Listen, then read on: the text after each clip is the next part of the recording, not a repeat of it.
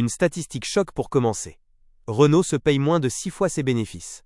C'est 2 fois moins que sa moyenne historique du CAC 40. Pourquoi? Le marché a peur de la crise auto. Mais regardez les faits.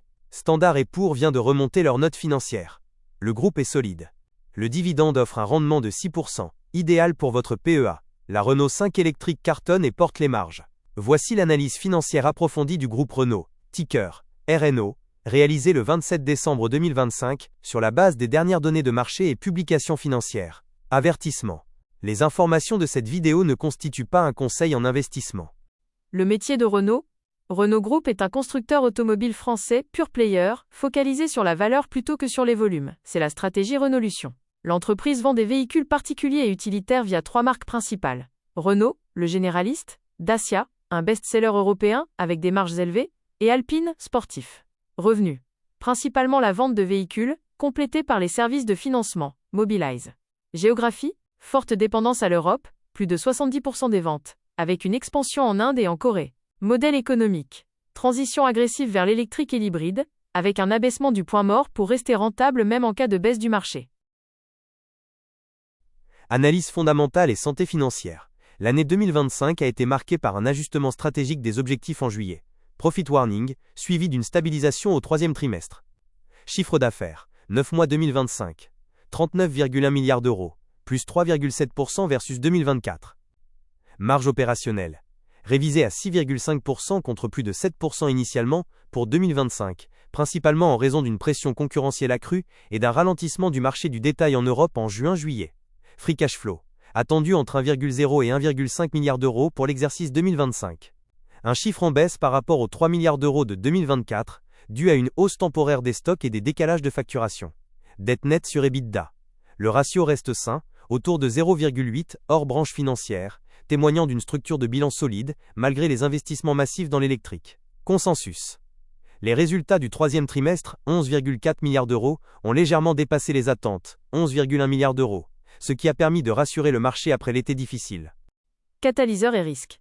Moteur de croissance à 12 mois. Succès de la Renault 5 e-Tech. Leader actuel du segment B électrique en Europe, elle tire les volumes et l'image de marque. Cycle de renouvellement Dacia. Le nouveau Duster et le Bigster, 2025, maintiennent des marges opérationnelles à 2 chiffres. Partenariat Ampère et Flexi. La réduction des coûts des batteries, passage aux batteries lithium-fer-phosphate dit accumulateurs LFP, et les nouveaux utilitaires électriques. Risque majeur. Norme café. CO2, 2025. Risque d'amendes européennes si le mix de ventes électriques n'atteint pas les seuils. Impact estimé à environ 1 point de marge. Guerre des prix. Intensification de la concurrence. Tesla, constructeur chinois, forçant Renault à augmenter ses remises commerciales. Macroéconomie. Ralentissement de la consommation en Europe, pesant sur le marché des véhicules de particuliers. Positionnement concurrentiel. Renault possède un avantage concurrentiel étroit, basé sur son leadership hybride. Renault est numéro 2 en Europe sur l'hybride, une zone de profit cruciale pendant que l'adoption du 100% électrique ralentit. La machine Dacia, un avantage de coût unique. Dacia offre une rentabilité comparable aux marques premium, avec des prix d'entrée de gamme. Analyse de valorisation. Analyse du Price-Earnings Ratio. Le titre se traite actuellement à un PER estimé de 4,5 à 5. C'est une valorisation de crise, très inférieure à sa moyenne historique de 8, et au secteur de 7. Le marché intègre une forte décote de risque cyclique. Analyse du Price Free Cash Flow. Avec un free cash flow de 1,25 milliard d'euros et une capitalisation d'environ 10,6 milliards d'euros, le rendement du free cash flow est d'environ 11,8%. C'est extrêmement attractif pour un investisseur de rendement. Perspective et objectif de cours.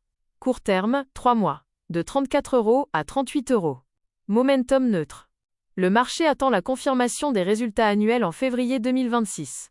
Moyen terme, 6 mois. 42 €. Intégration de la baisse des taux d'intérêt, qui pourrait redonner du pouvoir d'achat aux ménages pour le crédit auto. Long terme, 1 an, 48 €. Basé sur un modèle de multiples, Price-Earning Ratio cible de 6, et le succès de la gamme électrique. Recommandation finale, achat. Le titre Renault est actuellement sous-évalué par rapport à ses fondamentaux. Bien que le secteur automobile soit sous pression, la transformation opérationnelle menée par Luca de Meo a rendu le groupe beaucoup plus résilient qu'en 2019. Le rendement du dividende, estimé à plus de 5%, offre une protection supplémentaire. Cours actuel, 35,73 €. Objectif de cours, 46 €. Potentiel plus 28%. Stop loss suggéré, 31,50 €. Support majeur des 52 dernières semaines. Mon verdict. Si vous cherchez une action value avec un gros dividende et que vous avez le cœur solide face à la volatilité, Renault est un choix rationnel sous les 40 €.